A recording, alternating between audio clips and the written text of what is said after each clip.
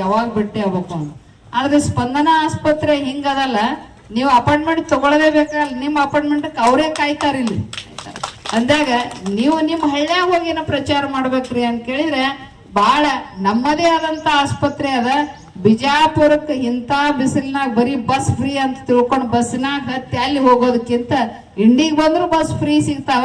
ತಂಗಿ ಅಂಗನವಾಡಿ ಹೆಣ್ಮಕ್ಳು ಇರ್ತಾರೆ, ನಿಮ್ಗೆಲ್ಲ ಗೊತ್ತಿರ್ಬೇಕು. ಅಂಗನವಾಡಿ ಹೆಣ್ಮಕ್ಳು ಗೊತ್ತಿರ್ತದೆ, ಡೆಲಿವರಿ ಆಗೋದು ಗೊತ್ತಿರ್ತದೆ, ರೋಗಿಗಳು ಎಷ್ಟು. ಮತ್ತೆ ಯಾರ ಊರಾಗ ಕಟ್ಟಿ ಮನುಷ್ಯರ ಅಂತ ಕೂತಿರ್ತಾರ, ಊರಾಗ ಹಿರಿಯರು ಅವ್ರು ಕೇಳ್ತಿರ್ತಾರ, ಈ ಊರಾಗ ಯಾರಿಗ ಆರಾಮ್ ತಪ್ಪದಪ್ಪ ಇವತ್ತ, ಯಾರಿಗೆ ದವಾಖಾನಿಗೆ ಒಯ್ಲಕತ್ತಾರ, ಯಾರ ಮನ್ಯಾಗ ಆರಾಮಿಲ್ಲ ಅಂತ ಅವ್ರಿಗೆಲ್ಲರಿಗೂ ಗೊತ್ತಿರ್ತದೆ. ಹಂಗ ಕುಂತಲ್ಲಿ ಏನ್ ಮಾಡ್ಬೇಕ್ರಿ ಅಂತ ಕೇಳಿದ್ರೆ ನಮಗ್ ನಾವೇ ಪ್ರಚಾರ ಮಾಡ್ಕೋಬೇಕು, ಮಂದಿ ಪ್ರಚಾರ ಮಾಡಂಗಿಲ್ಲ. ಅಲ್ಲಿ ಬಂದವ್ರಿಗೆ ಹೇಳ್ಬೇಕು, ನಮ್ ದವಾಖಾನೆ ಒಯ್ರೋ, ನಾವು ಡಾಕ್ಟರ್ಗೆ ಹೇಳ್ತಿರ್ತೀನಿ, ನಿಮ್ಗೆ 1,000-4,000 ರೂಪಾಯಿ ಬಿಡಿಸ್ತೀನಿ, ಒಯ್ದರ ನೋಡ್ರಿ ಅಂತ ಕಳಿಸಿ ನೋಡಿದ್ರೆ 10 ಮಂದಿಯಾಕೆ 20 ಮಂದಿಗೆ ಪ್ರಚಾರ ಆಗ್ತದೆ. ಈ ಕೆಲಸವನ್ನ ನಾವು ಮಾಡ್ಬೇಕು.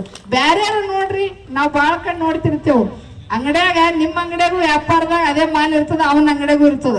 ಅವ ಏನ್ ಹೇಳ್ತಾನ ಅಂತ ಕೇಳಿದ್ರೆ, ನಾ ಇಂತ ಮಾಲ್ ತಂದಿನಲ್ರಿ ಬಿಜಾಪುರದಾಗ, ನನ್ನಂತ ಅಂಗಡಿಯಾಗ ಮಾಲ್ ಯಾರಿಗೂ ಇಲ್ಲ ಅಂತ ಹೇಳ್ತಿರ್ತಾನ. ಇವ ಅವನಿಗೆ ಹೇಳ್ತಾನ 100 ಮಂದಿ ಅವನ ಅಂಗಡಿ ಗಿರಾಕಿ ಚಾಲು ಆಕೈತಿ. ಆದ್ರೆ ನಮ್ಮ ಇವು ಏನ್ ಮಾಡ್ತಾವ ಲಿಂಗಾಯತ್ರದಾಗ ಅದ್ರಾಗ ವಿಶೇಷ ಅಂತ ಕೇಳಿದ್ರೆ ಒಬ್ಬರದವ್ರು ಪ್ರಚಾರ ಮಾಡೋದು ದೊಡ್ಡ ಕುತ್ತಿಗೆ ಸಮಾನ. ಅವನ್ ನಾ ಯಾಕೆ ಹೇಳ್ಬೇಕು, ನಾನ್ ಅವ ಯಾಕೆ ಹೇಳ್ಬೇಕು? ಅದಕ್ಕೆ ಹೇಳ್ತಾರಲ್ಲ, ಇಂಥ ಪ್ರಚಾರದ ಮಾಡುವುದರಿಂದ ಈ ಆಸ್ಪತ್ರೆ ಒಳ್ಳೆ ಒಂದು ಕಳೆಯನ್ನು ಬರ್ತದೆ.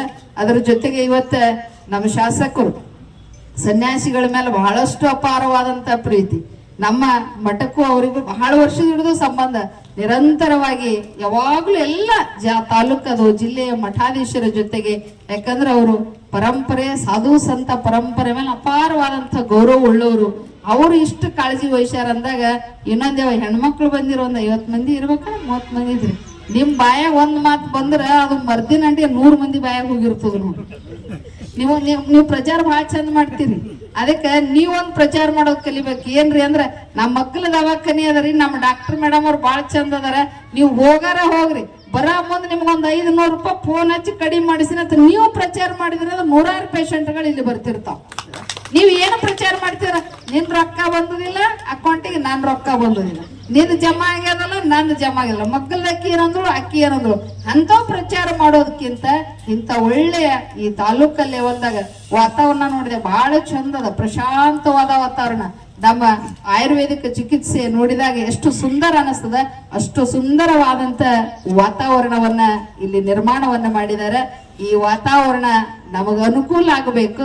ಎಲ್ಲಾ ತಾಯಂದ್ರು, ಸುತ್ತಮುತ್ತಲಿನ ಹಳ್ಳಿಯ ತಾಯಂದ್ರು ಇದ್ರ ಬಗ್ಗೆ ಹೆಚ್ಚಿನ ಕಾಳಜಿಯನ್ನು ವಹಿಸಿರಿ. ಹೆಣ್ಮಕ್ಳ ಬಹಳ ಸುಂದರವಾದಂತ ಆಸ್ಪತ್ರೆ ನಾವು ಜೀವನದಾಗ ಇನ್ನೊಂದು ನೆನ್ಪಿಟ್ಕೋಬೇಕು. ಅಪ್ಪೋರು ಒಂದ್ ಮಾತಾಡ್ತಿದ್ರು ಯಾವಾಗ್ಲೂ, ನಮ್ಮ ಆಶ್ರಮದ ಅಡಿಗಲ್ಕ್ ಬಂದ ಒಂದ್ ಮಾತಂದ್ರು ಸಿದ್ದೇಶ್ವರ ಸ್ವಾಮಿ. ಏನ್ ಅಂದಿದ್ರು ಅಂತ ಕೇಳಿದ್ರೆ, ನಾನು ಯಾವ್ದಾರ ಉದ್ಘಾಟನೆ ಅಡಿಗಲ್ಲ ಇಟ್ಟು ಬಂದಿನಿ ಅಂತ ಕೇಳಿದ್ರೆ ಅಲ್ಲಿದವ್ರಿಗೆ ಕರ್ ಕೇಳ್ತಿದ್ರು, ಇದು ನಡ್ಸಂಗದರ ಏನಿಲ್ಲ ಅಂತ ಕೇಳ್ತಿದ್ರು ಅಪ್ಪನವ್ರ ವಿಶೇಷತೆ ಹೇಳ್ತೀನಿ ನಿಮ್ಗೆ. ಯಾವ್ದಕ್ಕಾರ ಉದ್ಘಾಟನೆಕ್ ಬರ್ರಿಪ್ಪ, ಅಡಿಗಲ್ ಸಮಾರಂಭಕ್ಕೆ ಬರ್ರಿ ಅಂದ್ರೆ ಅದೇನ್ ಮಾಡಂಗದ್ರ ಬಂದ್ ಮಾಡಂಗದ್ರ ಮುಂದ್ ಹೆಂಗದವ್ರ ವಾತಾವರಣ ಅಂತ ಕೇಳ್ತಿದ್ರು. ಅದು ಎಲ್ಲರ ಪಕ್ಕಾ ಮಾಡಂಗಿತ್ತಂದ್ರ ಮಾತ್ರ ಅದ್ರ ಉದ್ಘಾಟನೆಕ್ ಹೋಗ್ತಿದ್ರು, ಅದ್ರ ಅಡಿಗಲ್ ಸಮಾರಂಭಕ್ಕೆ ಬರ್ತಿದ್ರು. ಸುಮ್ಮನೆ ಯಾರ ಬ್ಯಾಡದವ್ರ ಅಲ್ಲಿ ಅವ್ರು ನೋಡ್ರಪ್ಪ ಹೆಂಗ್ ಮಾಡ್ತೀರಿ ಇಟ್ಟಂದ್ರ ಅವ್ ಬೇರೆ ಸ್ವಾಮಿ ಇರ್ತಾವಲ್ಲ ಆಶ್ರಮದಾಗ ಹೋಗಿ ಕಳಿಸ್ಬಿಡ್ತಿರು, ಹೋಗಲ್ಲ ಉದ್ಘಾಟನೆ ಮಾಡಿ ಬರ್ರಿ ಅಡಿಗಲ್ ಇಟ್ಟು ಬರ್ರಿ ಅಂತ. ಹಂಗ ಸ್ವಭಾವ ಇತ್ತು ತಪ್ಪುಗಳದು. ಅಂದಾಗ ಇನ್ನೊಂದೇನ, ಅವ್ರು ಯಾವ ಭೂಮಿಯಲ್ಲಿ ಪಾದ ಸ್ಪರ್ಶವನ್ನು ಮಾಡಿ ಹೋಗಿದಾರೆ, ಯಾವುದನ್ನು ನೋಡಿ ಮನಪೂರ್ವಕ ಹಾರೈಕೆಯನ್ನು ಮಾಡಿದಾರೆ, ಅದು ಒಂದ್ ಸ್ವಲ್ಪ ಕುಂಠಿತವಾದರೂ ಸಹಿತ ಅದರ ಮುಂದಿನ ದಿನಮಾನ ಅದರಷ್ಟು ಬೃಹತ್ತಾಕರವಾಗಿ ಬೆಳೆಯುವುದು ಯಾವತ್ತೂ ನಿಲ್ಲಂಗಿಲ್ಲ. ಸಾಕಷ್ಟು ನೋಡಿ ನಾವು ಎಸೋ ಆಶ್ರಮಗಳು ಕಷ್ಟ ಬಂದವ, ಎಸೋ ದೇವಸ್ಥಾನಗಳಿಗೆ ಕಷ್ಟಗಳು ಬಂದಾವ, ಆದ್ರೂ ಮತ್ತೀಗ ಪೂರ್ಣ ಜೀರ್ಣೋದ್ಧಾರವನ್ನ ಆ ಸ್ಥಿತಿಯಲ್ಲಿ ಅದಾವ. ಅಂತ ಒಂದು ಸ್ಪಂದನೆ ಆಸ್ಪತ್ರೆ ಎಲ್ಲ ಸಮಿತಿಯ ಪದಾಧಿಕಾರಿಗಳು, ಈ ಆಸ್ಪತ್ರೆಯ ಪದಾಧಿಕಾರಿಗಳು, ಮೇಲಾಗಿ ನಿಮ್ ಶಾಸಕರು, ನಮ್ಮ ಡಾಕ್ಟರ್ಗಳದು ಬಾಳ್ ಪುಣ್ಯ. ಅದಕ್ಕೆ ವೈದ್ಯೋ ನಾರಾಯಣ ಹರಿ ಅಂತಾರೆ. ವೈದ್ಯರಂದ್ರೇನು? ನಾರಾಯಣ ಅಂತ. ನಾರಾಯಣ ಅಂದ್ರೆ ಸಾಕ್ಷಾತ್ ಪರಮಾತ್ಮ ಅಂತ ನೋಡ್ಬೇಕು. ನಾವ್ ಹೇಳಿದ್ರೆ ಕೇಳಲ್ಲ, ಅವು ಹೇಳಿದ್ರೆ ಕೇಳಲ್ಲ, ಅಪ್ಪ ಹೇಳಿದ್ರೆ ಕೇಳಲ್ಲ. ಡಾಕ್ಟರ್ ಇಷ್ಟೇ ಬಿಲ್ ಆತು ಹಿಂಗೆ ಕೊಡ್ಬೇಕು, ಇದೇ ಔಷಧ ಕೊಡ್ಬೇಕಂದ್ರೆ ಎಟ್ಟ ಖರ್ಚಾಗಲಿ ಸರ್, ನಮ್ ಪೇಷಂಟ್ ಉಳಿಸ್ಕೊಟ್ರು ಸಾಕು ಅಂತ ಅಂದಾಗ ವೈದ್ಯೋ ನಾರಾಯಣ ಹರಿ ಆಗ್ಬೇಕಾದ್ರೆ ಏನ್ ಮಾಡ್ಬೇಕ್ರಿ ಅಂತ ಕೇಳಿದ್ರೆ, ಆ ವೈದ್ಯರನ್ನ ಹೆಂಗಿರ್ಬೇಕಂದ್ರೆ ನೀವು ತಾಯಿಯಂತೆ ಪೇಷಂಟ್ ಗಳನ್ನ ಸ್ಪಂದಿಸ್ಬೇಕು. ಅವ್ರ ತೆಲಿಗ್ ಮೇಲೆ ಕೈ ಆಡಿಸ್ಬೇಕು. ನಿಮ್ಗೆ ಆಶ್ಚರ್ಯ ಅನ್ಸದ MS ಬಿರಾದಾರ್ ಇದ್ರಲ್ಲ, ನಿಮ್ಗೆಲ್ಲರಿಗೂ ಗೊತ್ತದ MS ಬಿರಾದಾರ್ ಹೆಂಗ್ ಮಾಡ್ತಿದ್ರು ಅಂತ ಕೇಳಿದ್ರೆ, ಅವಾಗಾರ ಸಿದ್ದೇಶ್ವರ ಸ್ವಾಮಿಗಳ ಬಲ್ಲಂದಾಗ ಮೂಲಿ ಮನೆಯವರು ನಾವು ಅಪ್ಪನವ್ರಿಗೆ ಆರಾಮಿಂದ ಕೂತಾಗ ಒಂದ್ ಮಾತು ಅಂತಿದ್ರು. ಅವ್ರು ಏನಂತಿದ್ರು, ಸಿದ್ದೇಶ್ವರ ಅಪ್ಪರು ಹೇಳೋರು, MS ಬಿರಾದಾರ್ ಅವ್ರ ಏನ್ ಹೇಳ್ಬೇಕು ಅಂದ್ರೆ, ನಾಳೆಗೆ ಸಾಯ್ತಿದ್ ಪೇಷಂಟ್ ಅಂದ್ರೆ ಇನ್ನ ನೀ 10 ವರ್ಷ ಬದುಕ್ತಿ ನೋಡು ಅನ್ಬೇಕು, ನಿಮ್ ಮೇಲೆ ಬಹಳ ನಂಬಿಕೆ ಇರ್ತದ್ರಿ ಅಂತ ಹೇಳ್ತಿದ್ರು.